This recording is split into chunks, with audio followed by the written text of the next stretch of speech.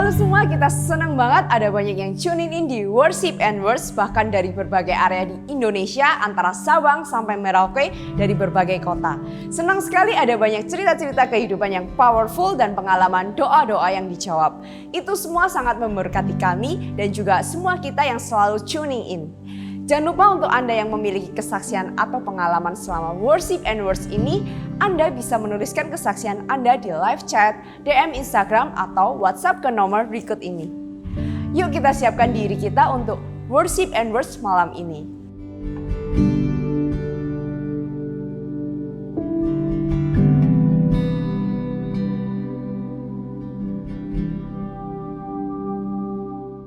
Shalom, selamat malam.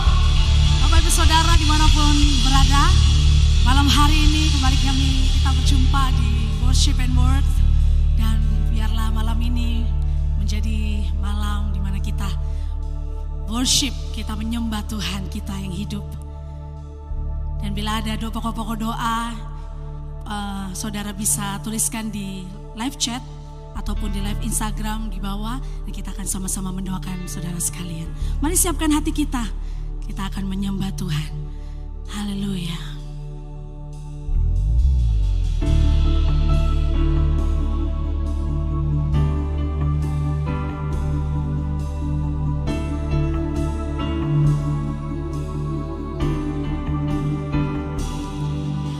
Dalam setiap musim, dalam setiap proses, tak pernah ku jalan sendiri.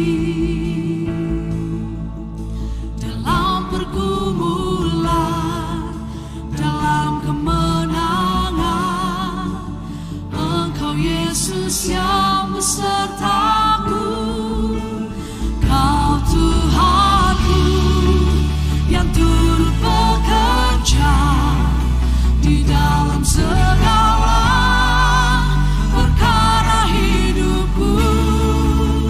Kau datangkan semua kebaikan, Kau jadikan serupa denganmu. Mari bawa penyembahan kita kepada Tuhan.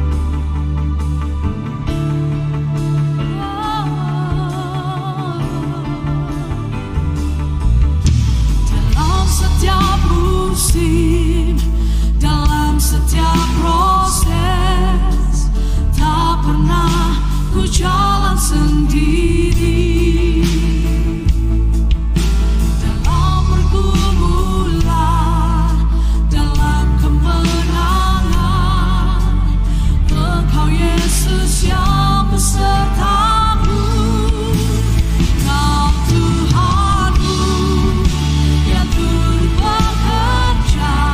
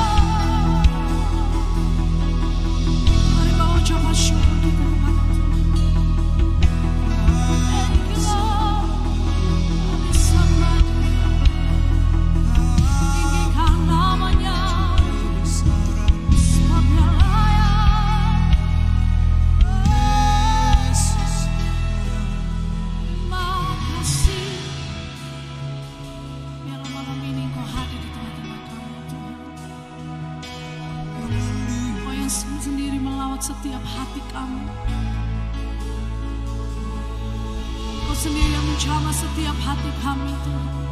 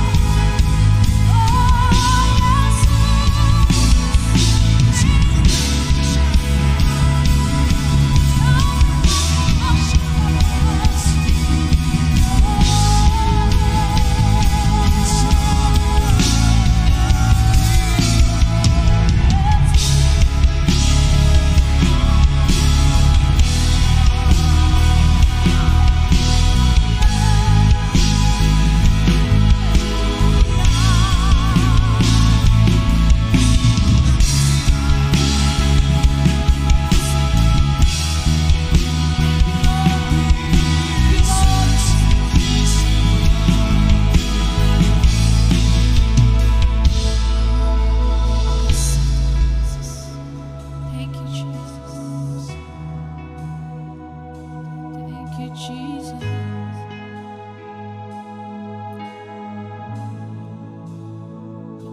Terima kasih Tuhan. Kami mau terus menikmati hadirat-Mu. Thank you Jesus. Engkau Maha Hadir, Roh Kudus di sini Kau bagiku. Pimpin hidupku dan jalanku, kuasa-Mu hidupkan jiwaku. Engkau Maha Hadir, Roh Kudus di sini Kau bagiku. Naungi hidupku dan jalanku, kuasa-Mu terjadi bagiku.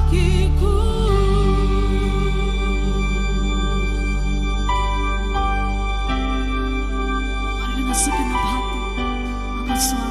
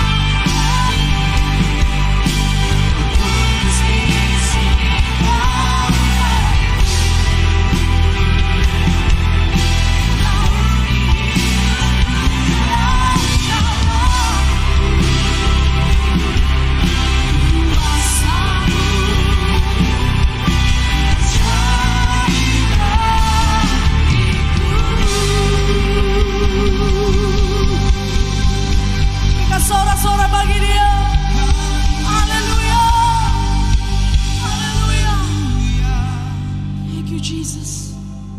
Terus Tuhan, biar Roh Kudus-Mu terus mengalir di tempat ini Tuhan. Terus kami mau masuk lebih dalam lagi Tuhan di dalam hadirat-Mu. Thank you Jesus.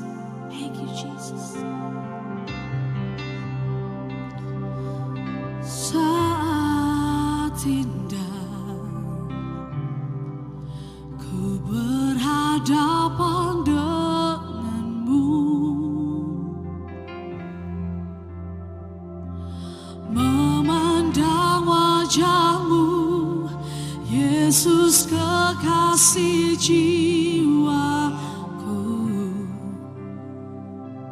Bawa daku Tuhan, bawa daku, erat dalam pelukanmu,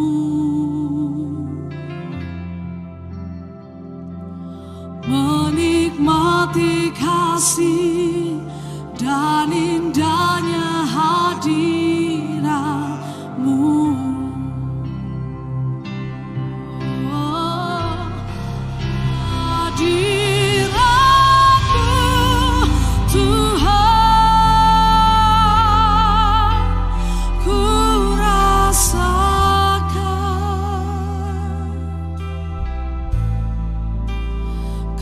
Kekudusan-Mu Bapa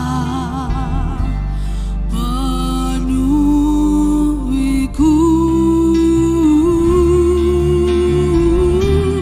ku rindu selalu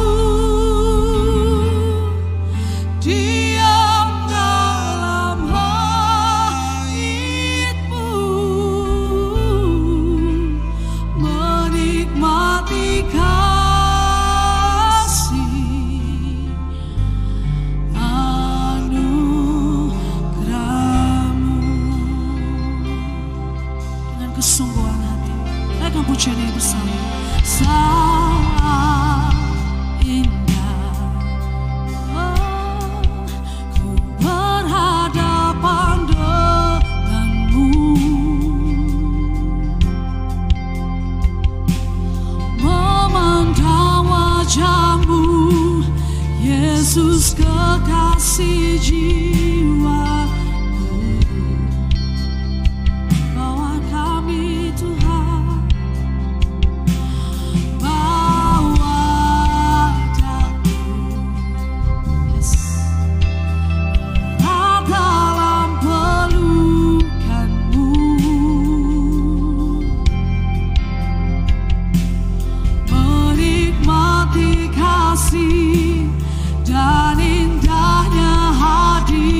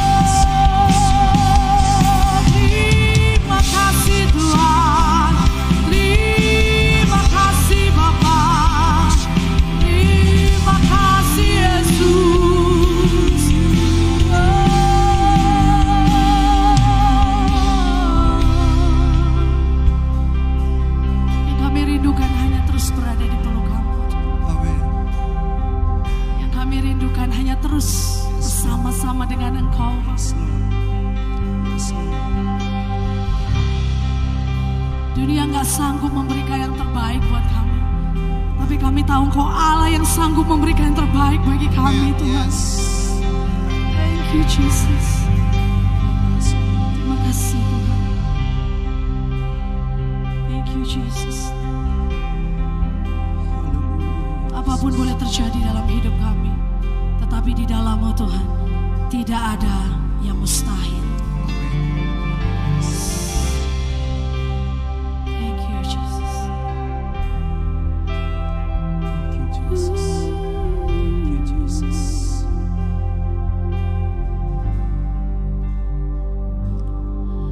Tiada yang mustahil dan tiada yang sukar bila Roh Allah turut bekerja. Tiada yang mustahil bagi orang percaya bila Roh Allah turut bekerja.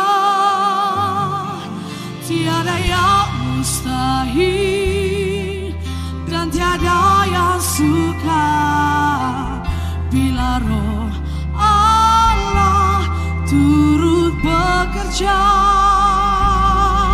Tiada yang mustahil bagi orang percaya bila Roh Allah turut. Tiada yang mustahil, tiada yang mustahil, dan tiada yang sukar bila Roh Allah turut bekerja. Tiada yang mustahil bagi orang percaya bila Roh Allah turut bekerja. Sekali lagi katakan, tiada yang mustahil dan tiada yang sukar bila Roh Allah turut bekerja. Tiada yang mustahil bagi orang percaya bila Roh Allah turut bekerja.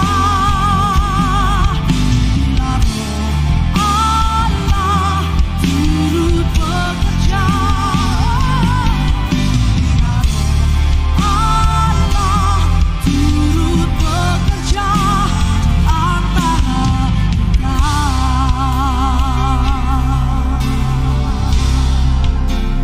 Kau ku sembah,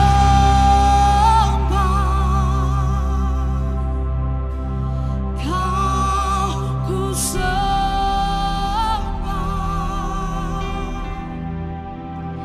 Kau ku sembah,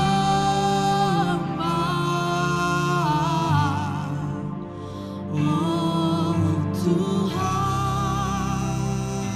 Kau ku sembah, Kau ku sembah,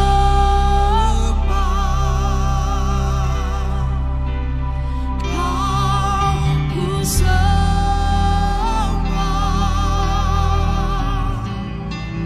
Kau ku sembah,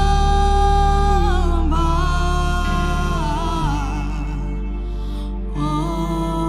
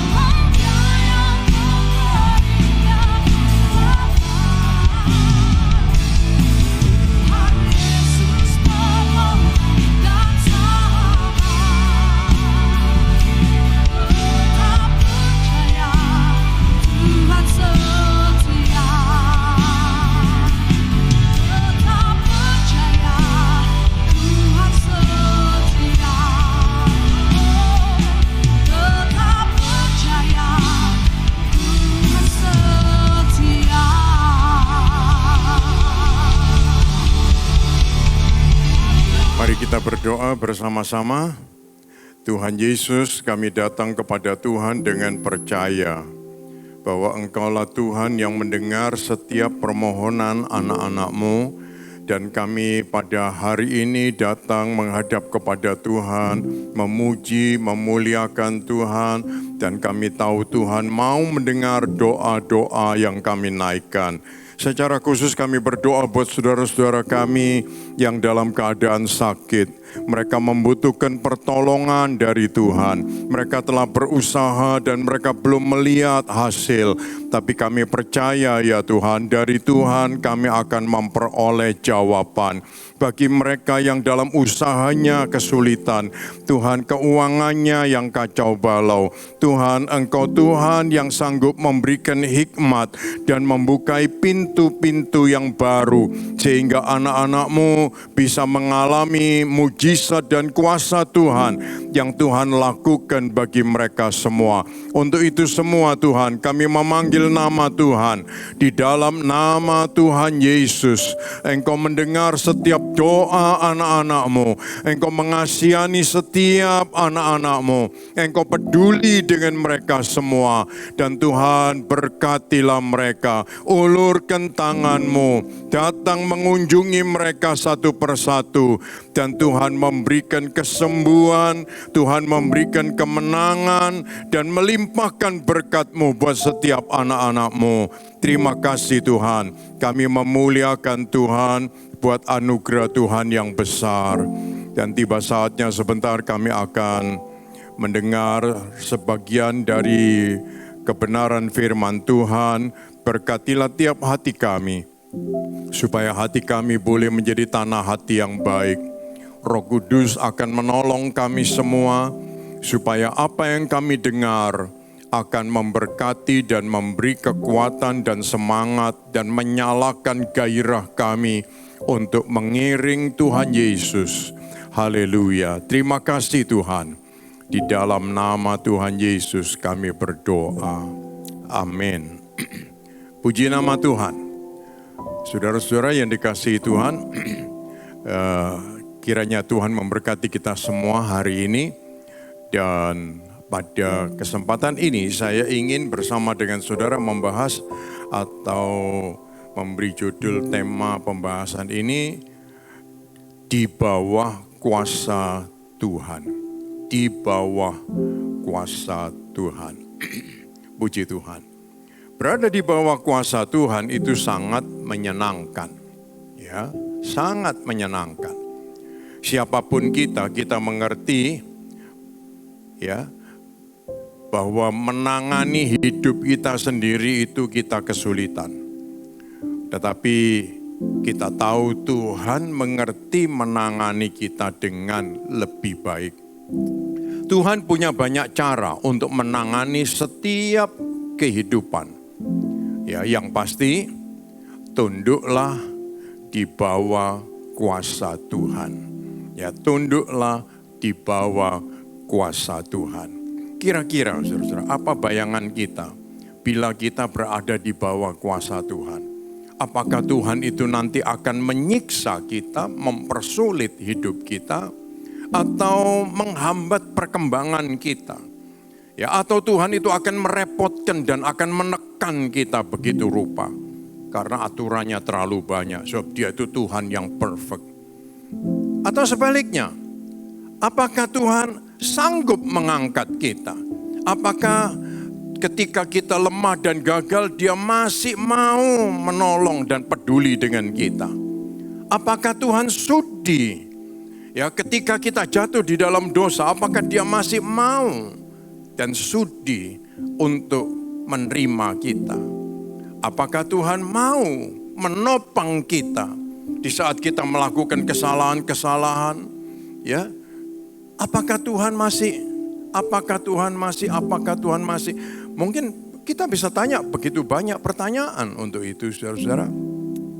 Tetapi ini yang akan kita baca bersama-sama. Efesus 3 ayat 16 sampai yang ke-21. Ya, kita semua mau membaca ayat ini karena ayat ini sangat bagus untuk kita semua. Ya, mari kita baca sama-sama. Kita ucapkan sama-sama ya. Aku berdoa supaya Ia menurut kekayaan kemuliaannya menguatkan dan meneguhkan kamu oleh rohnya di dalam batinmu. Sehingga oleh imanmu Kristus diam di dalam hatimu. Dan kamu berakar serta berdasar di dalam kasih. Aku berdoa supaya kamu bersama-sama dengan segala orang kudus dapat memahami betapa lebarnya dan panjangnya dan tingginya dan dalamnya kasih Kristus. Dan dapat mengenal kasih itu sekalipun ia melampaui segala pengetahuan. Aku berdoa supaya kamu dipenuhi di dalam seluruh kepenuhan Allah. Bagi Dialah yang dapat melakukan jauh lebih banyak daripada yang kita doakan atau pikirkan. Seperti yang ternyata dari kuasa yang bekerja di dalam kita. Bagi Dialah kemuliaan di dalam jemaat, di dalam Kristus Yesus, turun-temurun sampai selama-lamanya. Amin. Kita mesti tahu, saudara-saudara, saat kita percaya, kita dimeteraikan oleh Roh Kudus. Roh Kudus yang diam di dalam kita, itu akan melakukan hal-hal ini. Yang tadi kita baca sama-sama. Sekali lagi saya ucapkan di sini, ini yang akan Dia lakukan. Menurut kekayaan kemuliaannya, akan menguatkan dan meneguhkan kamu. Kristus akan diam di dalam hatimu dan kamu berakar serta berdasar dalam kasih. Ini kalau Roh Kudus itu diam di dalam kita dan Dia bekerja dan ini yang Dia lakukan. Ya, bersama-sama dengan segala orang kudus, artinya di tengah-tengah sidang jemaat kita berkumpul bersama-sama. Ya, kita beribadah bersama-sama, kita bersekutu bersama-sama. Dapat memahami betapa lebarnya, panjangnya, tingginya, dan dalamnya kasih Kristus. Dan ini yang dilakukan oleh Roh Kudus juga. Supaya kamu dipenuhi di dalam seluruh kepenuhan Allah. Yang dapat melakukan jauh lebih banyak daripada yang kita doakan atau pikirkan. Seperti yang ternyata dari kuasa yang bekerja di dalam kita. Saya ingin mengajak kita memperhatikan beberapa keuntungan yang dilakukan oleh Roh Kudus ketika kita berada di bawah kuasa Tuhan, ya, di bawah kuasa Tuhan. Dan keuntungan ini yang membangun hidup kita, ya, membangun hidup kita. Yang pertama, yang Tuhan sudah rencanakan untuk masa depan Anda adalah lebih baik daripada yang Anda bayangkan. Coba kita ucapkan, yang Tuhan sudah rencanakan untuk masa depan Anda adalah lebih baik daripada yang Anda bayangkan. Punya mimpi, keinginan, angan-angan tentu baik saja. Tapi ada Tuhan yang berkuasa atas hidup kita, yang sudah merencanakan untuk masa depan kita. Artinya Tuhan itu membuat pre-plan untuk masa depan kita, ya. Pre-plan our future. Ini yang kita mesti nangkap. Saudara-saudara, kita tidak ada satupun yang tahu pre-plan Tuhan itu untuk kita yang bagaimana. Nah, saya mengajak saudara melihat sebuah contoh tentang Nuh di dalam Kejadian 6 ayat 8 dan 9. Tetapi Nuh mendapat kasih karunia di mata Tuhan. Inilah riwayat Nuh. Nuh adalah seorang yang benar dan tidak bercela di antara orang-orang sejamannya. Dan Nuh itu hidup bergaul dengan Allah. Saudara-saudara, kedekatan Nuh dengan Tuhan ini membuktikan bahwa Tuhan itu punya pre-plan untuk masa depan hidupnya. Ya, pre-plan his future. Ketika hidup Nuh diubah oleh Tuhan untuk membangun bahtera demi tujuan Tuhan, Nuh tidak ada komplain. Karena apa? Karena dia hidup dekat dengan Tuhan, dan sekarang tiba saatnya Tuhan menyatakan pre-plan-nya dalam hidupnya. Dan ini ketika itu muncul bagi Nuh, Nuh tidak ada komplain. Apakah Nuh itu orang yang tidak punya kerjaan waktu itu sehingga dipanggil oleh Tuhan dan disuruh oleh Tuhan? Ya, iya saja. Perhatikan. Apakah Nuh rugi ketika dia tidak melanjutkan rencana-rencana dirinya dan keluarganya, lalu menuruti rencananya Tuhan? Saudara-saudara ingat, seluruh manusia dimusnahkan waktu itu. Andai kata pencapaiannya Nuh itu sudah begitu tinggi, lalu ikut dimusnahkan, apa artinya lalu? Betul bukan? Nah, tapi Tuhan memberitahu rencananya kepada Nuh. Di tengah masa hidupnya yang masih produktif, dia diubah untuk melakukan rencana Tuhan. Ya, lihat saudara-saudara, history maker. Ini terjadi dalam hidupnya Nuh untuk keluarganya dan mulainya suatu bangsa atau suatu generasi baru di dunia ini. Sebab semua musnah, ya. Nah, kalau Tuhan punya rencana untuk masa depan kita, lalu kita baru tahu di pertengahan usia kita yang produktif, maukah kita tunduk di bawah kuasa Tuhan? Ini satu pertanyaan yang perlu kita jawab. Tuhan mau memakai kita semua untuk menjadi pembuat sejarah. Ya. Yang kita sendiri mungkin belum tahu, kita belum mengalami apa itu. Membangun bahtera itu waktunya panjang. Ya. 100 tahun, 120 tahun. Sejak menerima perintah, sejak itu Nuh hidup bergaul dengan Tuhan dan di bawah kuasa dan perintah Tuhan. Ya, bukan hanya bergaul dengan Tuhan. Kalau orang bergaul itu senang, ya, bergaul diajak pergi makan, bergaul dikasih hadiah, bergaul ini itu dibayarin, bergaul senang gitu. Tapi ketika di bawah perintah, di bawah kuasa, ini menguras tenaga kita, menguras energi kita. Tapi inilah Nuh. Ya, inilah Nuh. Saya teringat dengan bapak saya, Pendeta Gersom Sutopo. Di masa hidupnya dia yang sangat produktif, lalu tiba-tiba dia sakit. Dan itu saatnya Tuhan switch, Tuhan merubah, menuntunnya, dan ingin memberitahu kepada dia melalui pengalaman itu bahwa Tuhan punya rencana dengan hidupnya. Ya, lalu dia mengalami perubahan. Dari sejak itu dia menjadi history maker untuk keluarganya sampai generasi keempat dan gereja-gereja di seluruh Indonesia dan mengubah banyak kehidupan untuk diselamatkan. Dan memuridkan banyak orang untuk diutus menjadi utusan Injil.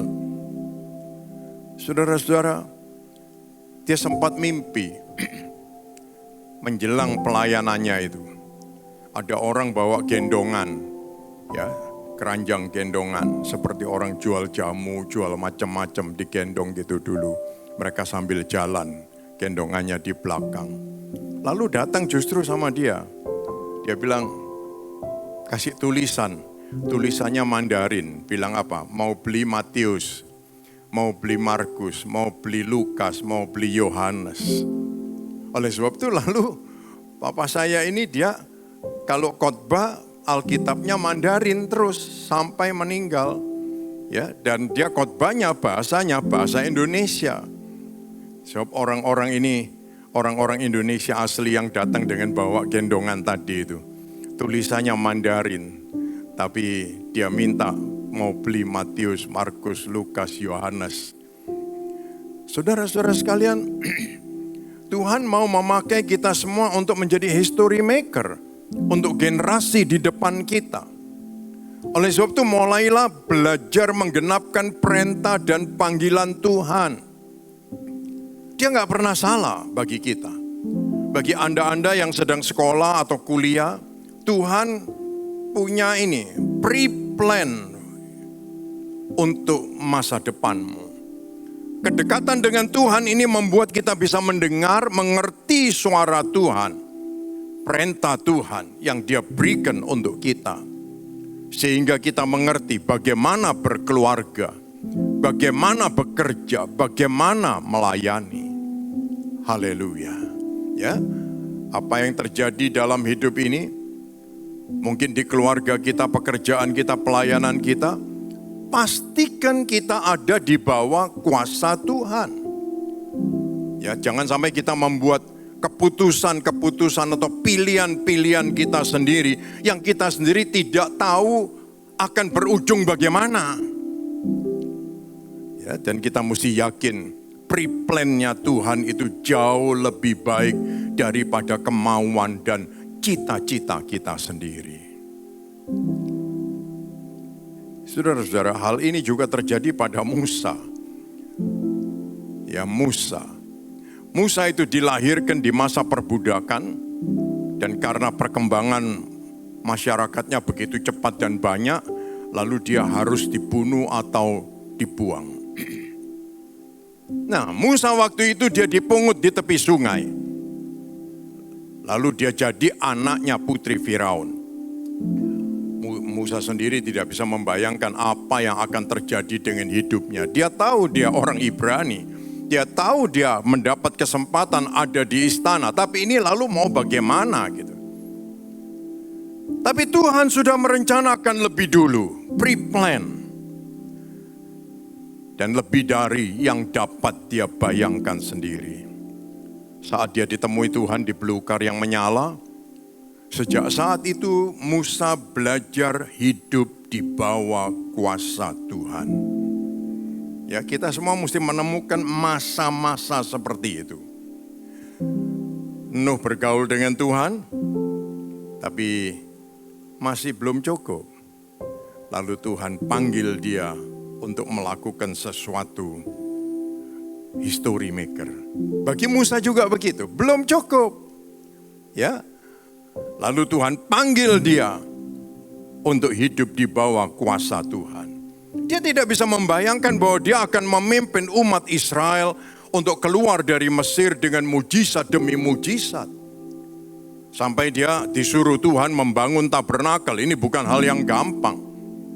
Ya, kalau sekarang mau bangun gedung, tinggal panggil arsitek, kita cerewet sedikit, lalu mereka semua yang kerja. Tapi waktu itu Musa harus memperhatikan satu persatu. Ya. Dan melalui kesempatan itu juga Tuhan terus bertemu Musa muka dengan muka.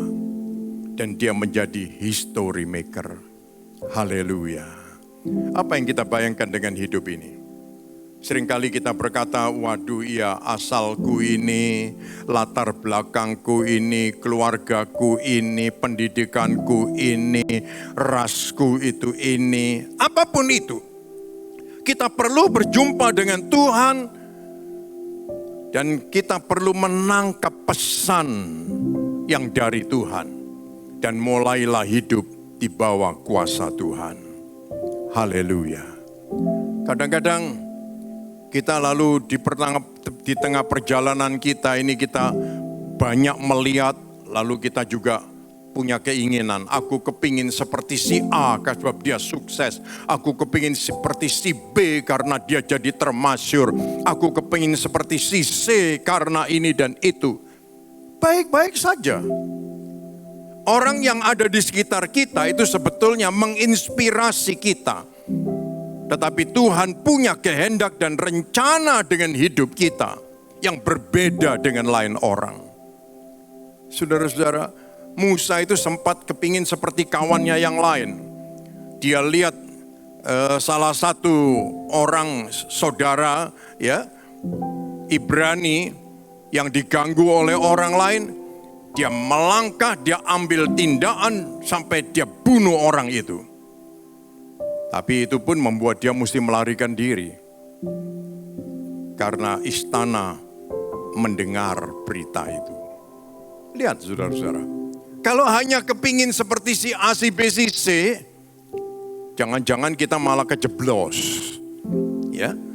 Tapi Tuhan mau memakai kita sebagai history maker sesuai dengan kuasa Tuhan yang menaungi kita dan mengontrol hidup kita. Untuk keluarga kita, untuk orang di sekeliling kita, dan bahkan untuk suatu bangsa dan bagi bangsa-bangsa yang besar. Yang kedua, saudara-saudara, waktu yang tepat akan tiba. Ya, waktu yang tepat akan tiba. Kamu akan membuktikan kemampuan yang kamu miliki yang tidak kamu ketahui. Haleluya. Ya, puji nama Tuhan. Ini dibuktikan dalam hidup Daud.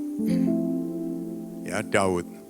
Daud ini bisa dikatakan sebagai anak yang dilupakan atau kurang dihargai di keluarga.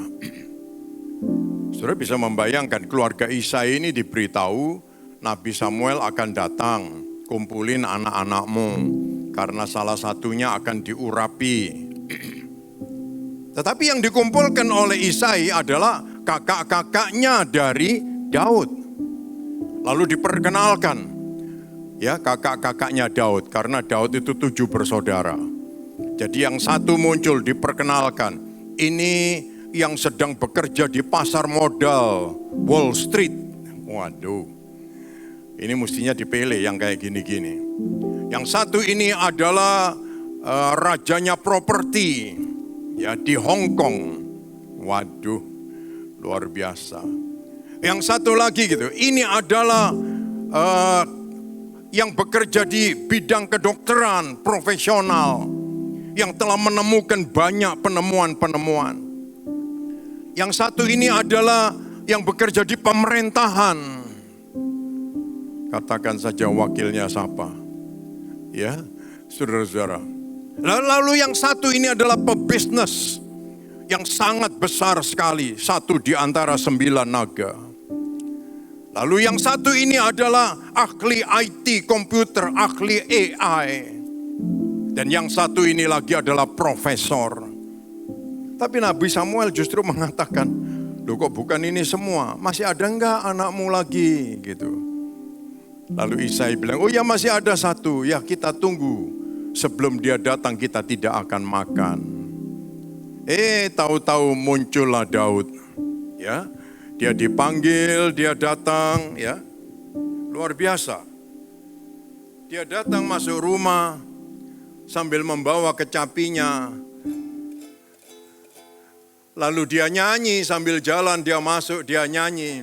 Ku berlari menuju harapan di depanku. Ku lupakan semua yang di belakangku. Ku berharap apa yang ada di depanku. Ku menuju kemenangan yang darimu. Haleluya. Saudara-saudara tahu ketika Daud masuk dan dia nyanyi begitu ya. Lalu Nabi Samuel dia mengatakan, nah mari sayangku, Tuhan mengurapi engkau. Dan dia mengambil tanduk dan menyiramkan minyak dari tanduk itu di atas kepala Daud. Sejak itu Daud membuktikan kuasa yang luar biasa dari Tuhan berlaku atas hidupnya. Saudara-saudara yang dikasihi Tuhan, saudara melihat sejak itu Daud bukan lalu menjadi raja, dia kembali ke padang penggembalaannya. Dia hanya dipanggil kalau Saul lagi kumat, ya, lagi kesurupan. Lalu dia datang dengan Kecapinya lagi, dia nyanyi lagi di sana, di dalam istana. Sehingga Saul dia dapat diredahkan dan dia mengalami kesadaran yang baik. Di padang gurun pun dia mengalami beruang harimau semua dikalahkan. Dan kemudian berlanjut dengan Goliat yang dibunuh oleh Daud. Bahkan itu semua sudah selesai. Sekarang Saul mengejar-ngejar Daud. Peperangan demi peperangan tetap Daud mengalami kemenangan yang luar biasa. Jadi ingat saudara, di waktu yang tepat Daud membuktikan kemampuan yang dimiliki yang tidak dia ketahui. Di waktu yang tepat. Kita semua punya waktu yang tepat. Dan kita akan membuktikan kemampuan kita yang tidak pernah kita ketahui sebelumnya. Haleluya. Mari saudara-saudara, mungkin hari ini kita biasa-biasa saja. Bahkan mungkin kita ini adalah orang yang dilupakan oleh ibu kita, bapak kita, saudara-saudara kita. Atau kita berkata, aku dari latar belakang yang memalukan untuk diceritakan. Tetapi percayalah bahwa di bawah kuasa Tuhan, ada waktu yang tepat. Tuhan akan menyatakan kemampuan yang sebenarnya yang ada di dalam kita, yang tidak pernah kita ketahui sebelumnya. Kita bukan bangga dengan kemampuan itu, tetapi itu semua adalah karena kuasa Tuhan. Haleluya. Yang ketiga, kamu tidak perlu bergumul atau berusaha atau to strive. Ya, dengan kekuatanmu. Tugasmu adalah tetap beriman, tetap melakukan hal yang benar, konsisten dengan kebenaran. Konsisten dengan kebenaran. Saya senang melihat Yusuf. Yusuf dia dapat mimpi 2 kali. Saudara tahu, 2 faktor itu pembuktian yang meyakinkan. Ya, uji coba apa saja 2 kali saja sudah bisa diterima. Dan ini mimpi 2 kali. Yusuf bukan berjuang untuk membuktikan terwujudnya mimpinya. Tetapi justru Yusuf tetap mempercayai kuasa Tuhan dan melakukan apa yang benar secara konsisten. Penekanan, penindasan, promosi, sampai fitnah, sampai penjara tidak merubah Yusuf. Dia tetap percaya kuasa Tuhan dan dia tetap konsisten melakukan hal yang benar. Perhatikan saudara-saudara, pujuan hati, saran kawan-kawan, ya, ngobrol sini, ngobrol sana, ini bisa terus bermunculan. Tapi Yusuf tidak bisa berubah. Dia konsisten melakukan hal yang benar. Semua lewat. Saudara-saudara bikin jahat lewat. Istri Potifar menggoda lewat. Penjara lewat. Semua lewat. Tidak ada yang bisa menghalangi Yusuf untuk konsisten melakukan hal yang benar. Haleluya.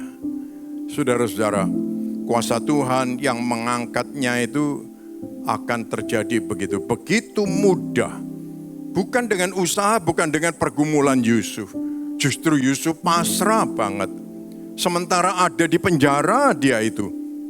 Saudara-saudara, dia tetap melakukan itu tadi, beriman dan melakukan yang benar. Tahu-tahu Tuhan angkat dia melambung ke atas.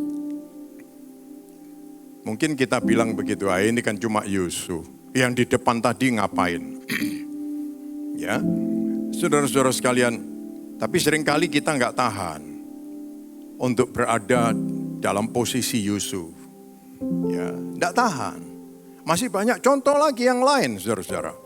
Ya, ini salah satunya saja.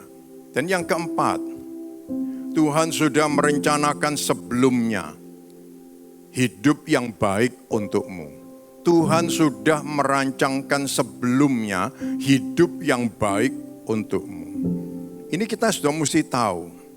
Buat kita semua yang percaya akan Tuhan, Kita itu semua sudah direncanakan sebelumnya untuk hidup yang baik untuk kita semua. Kita bisa lihat di sini Yakub. Yakub itu hanya tahu bahwa dirinya itu kembar.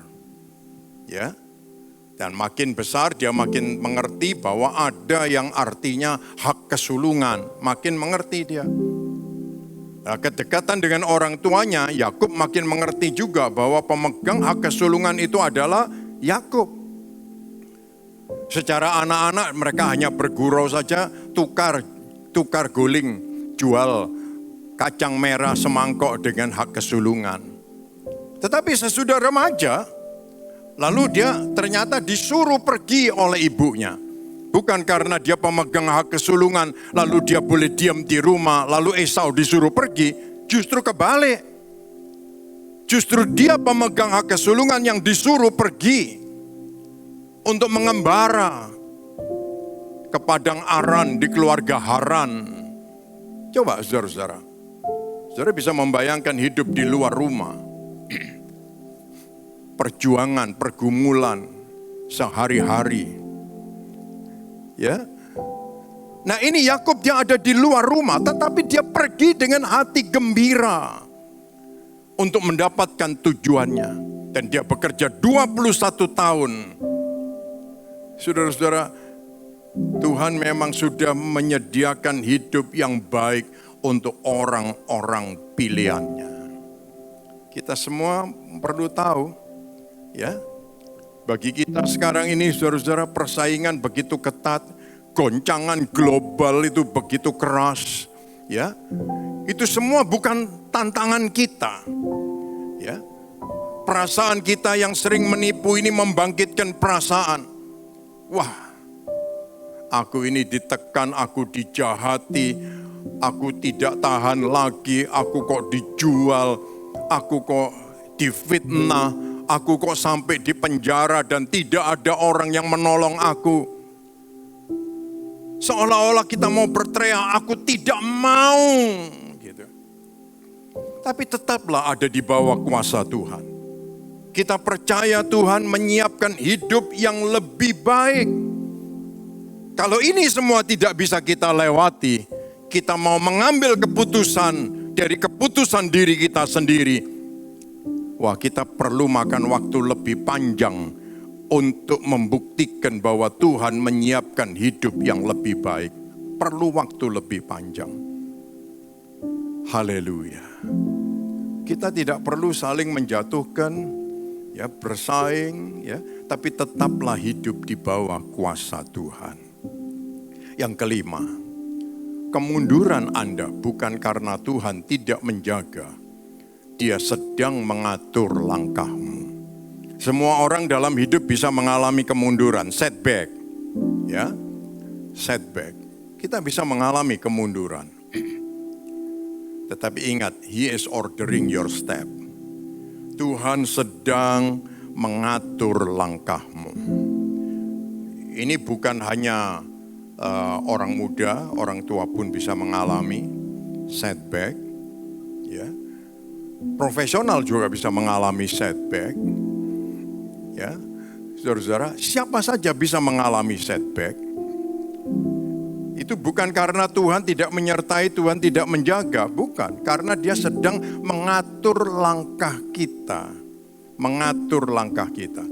Saya teringat nama Yunus. Yunus ini dia hidup sebagai nabi. Tapi dia, Alkitab mencatat secara jujur, Yunus mengalami setback. Bukan berarti Tuhan tidak menyertai dia lagi, Tuhan tetap menyertai dia dan menjaga dia. Dia disuruh ke Niniwe tapi dia pergi ke Tarsus. Lalu di perjalanan dia dibuang ke laut. Tapi Tuhan menyediakan ikan untuk menelan, untuk berada di dalam perut ikan 3 hari 3 malam. Coba saudara bayangkan. Ya. Jadi Tuhan itu mengerti mengatur langkahnya supaya tetap terarah sesuai dengan perintah dan kuasa Tuhan. Tuhan tidak mau Yunus jalan menurut maunya sendiri. Ya. Tapi Tuhan mengatur langkahnya supaya tetap terarah sesuai perintah dan kuasa Tuhan. Saudara bisa membayangkan dia dimuntahkan di pantai. Itu kan seperti dikirim kapal penyelamat, lalu dia diantar sampai Niniwe, dilepas di sana. Di sana dia menyampaikan pesan Tuhan dan satu kota bertobat. Coba saudara-saudara, haleluya. Tidak pakai promosi, dia hanya jalan di pasar, dia memberitahu kota ini akan dijungkir balik oleh Tuhan, oleh sebab itu bertobatlah, bertobatlah, bertobatlah. Tidak punya toa, tidak punya spanduk, tidak punya baliho, tapi dia berteriak, bertobatlah, bertobatlah, bertobatlah. Dari mulut ke mulut semua bicara, lalu mereka semua berpuasa dan bertobat di hadapan Tuhan. Saudara-saudara yang dikasihi Tuhan, setiap orang dalam keluarga, dalam pekerjaan, dalam pelayanan, kita semua bisa mengalami setback. Ya, mengalami kemunduran, stagnasi. Tapi ingat, kita ada di bawah kuasa Tuhan. Haleluya. Itulah saatnya Tuhan mengatur langkah kita supaya lebih mengarah dan efektif. Tuhan punya mau. Kita perlu searah dengan kemauannya Tuhan. Selama kita sering pakai kemauan kita sendiri, ya ini kita buang waktu terus ini. Ngolor waktu terus. Ya. Gak ada perlunya mesti ada di perut ikan 3 hari 3 malam. Ngolor terus. Gitu. Tapi Tuhan punya kemauan supaya kita searah dengan Dia. Dan Tuhan tidak pernah merugikan kita. Dia tidak pernah merugikan kita. Justru akan membuat kita melihat kebesaran Tuhan di setiap langkah-langkah kita. Saudara bisa membayangkan pemberitaan Yusuf mengubah seluruh kota. Dan Tuhan juga ingin supaya hidup kita ini berdampak bagi orang di sekitar kita. Baik itu keluarga kita, pekerjaan kita, pelayanan kita semua. Haleluya. Yang terakhir saudara-saudara, ketika Tuhan mencurahkan berkat bukan menurut kapasitas kita untuk menerima. Haleluya. Ya, kalau Tuhan mau mencurahkan berkat bukan diukur dengan kapasitas kita untuk menerimanya. Saudara tahu siapa Gideon? Gideon ini hanya salah satu contoh dari sekian banyak saudara-saudara. Ya. Dia itu merasa kecil, takut, bersembunyi, bodoh lagi. Tapi di saat Tuhan menemui dia, menyebut dia sebagai pahlawan gagah berani, ini mengubah hidupnya Gideon. Ya, lalu Tuhan mencurahkan perkenanannya. Saudara-saudara, dan ternyata Gideon bisa mengalami dalam hidupnya. Ya, mengalami dalam hidupnya. Ya, apa yang Tuhan lakukan itu melebihi kapasitasnya untuk menerima. Ya, tadinya dia seorang yang takut, sekarang dia sembunyi, dia keluar panggil orang dapat 30.000 orang. Tapi kemudian Tuhan bilang terlalu banyak, lalu hanya dengan 300 dia mengalahkan bangsa yang besar. Jadi saudara-saudara, sekali lagi, kalau Tuhan mencurahkan berkat-Nya, perkenanannya, favor-Nya, ternyata itu melebihi kapasitas kita untuk menerima. Oleh sebab itu, marilah kita sekali lagi mau meyakini Efesus 3 ayat 20. Kita mohon supaya Tuhan membuat ini nyata dalam hidup kita. Kita akan mengalami penggenapan ayat-ayat ini.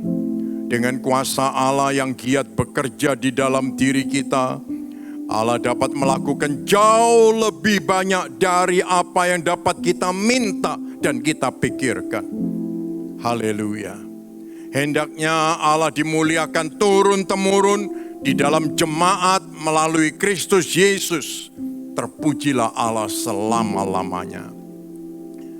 Rasul dia ingin kita semua membuktikan kuasa Allah bekerja giat di dalam kita. Haleluya. Dan membuat kita dapat melakukan lebih banyak dari apa yang kita minta dan kita pikirkan. Kuasa Allah yang akan bekerja di dalam kita untuk itu. Dan dia dimuliakan. Haleluya. Di dalam jemaat. Ya, melalui Kristus Yesus. Oleh sebab itu kita tidak bisa terlepas dari jemaat. Kita tidak bisa terlepas dari berjemaat. Bersekutu bersama-sama ada di tengah-tengah jemaat. Haleluya. Puji nama Tuhan. Saudara-saudara, sekali lagi kiranya Tuhan memberkati kita semua pada hari ini. Ya, jangan lupa yang Tuhan sudah rencanakan untuk masa depan Anda adalah lebih baik daripada Anda bayangkan. Ya, waktu yang tepat akan tiba, kamu akan membuktikan kemampuan yang kamu miliki yang tidak kamu ketahui. Kamu tidak perlu bergumul, berusaha dengan kekuatanmu. Tugasmu adalah tetap beriman dan terus melakukan hal yang benar. Konsisten. Ya, seperti Yusuf. Dan yang keempat, Tuhan sudah merencanakan sebelumnya hidup yang baik untukmu. Yakini hal itu. Dan yang kelima, kemunduranmu bukan karena Tuhan tidak menjaga, Dia sedang mengatur langkahmu. Haleluya. Dan yang keenam, ketika Tuhan mencurahkan berkat, bukan menurut kapasitas kita untuk menerima. Dan kita semua akan membuktikan itu dalam hidup kita semua. Kita menundukkan kepala kita.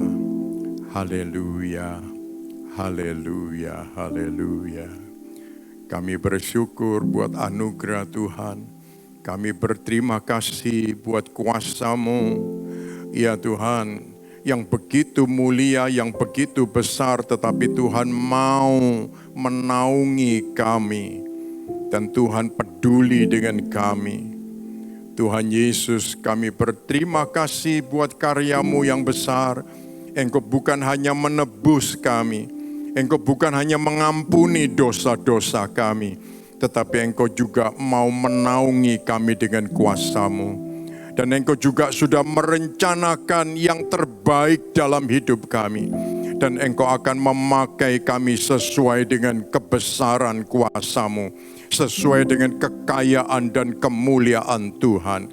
Terima kasih Tuhan, kami bersyukur malam ini. Engkau bersama dengan kami umat-Mu. Buatlah kami makin celik dan melihat. Ya Tuhan, bahwa Engkau Tuhan yang tetap bersama dengan kami di saat apapun. Di saat kami setback sekalipun, Tuhan tetap bersama dengan kami. Dan Engkau mengatur langkah kami untuk lebih baik lagi. Terima kasih Tuhan, kami bersyukur buat semua kebesaran Tuhan. Dan kiranya Tuhan memberkati kami semua. Kami juga berdoa untuk bangsa dan negara kami. Ya Tuhan, menghadapi pemilu, Tuhan berikan ketenangan. Supaya semua, ya Tuhan, yang simpatis maupun yang kurang simpatis diberi kesabaran oleh Tuhan. Tuhan, sehingga negara ini boleh tetap damai sejahtera di bawah naungan kuasa Tuhan. Dan kami percaya kuasa-Mu sedang bekerja di antara kami. Terima kasih Tuhan. Tuhan memberkati jemaat Tuhan di mana saja yang sedang mengikuti acara ini, baik di pulau-pulau yang jauh. Tuhan peduli dengan mereka semua dan Tuhan memperhatikan mereka. Terima kasih Tuhan. Terima kasih. Dalam nama Tuhan Yesus, kami berdoa dan mengucap syukur. Bersama kita mengatakan, amin, amin. Tuhan memberkati kita semua.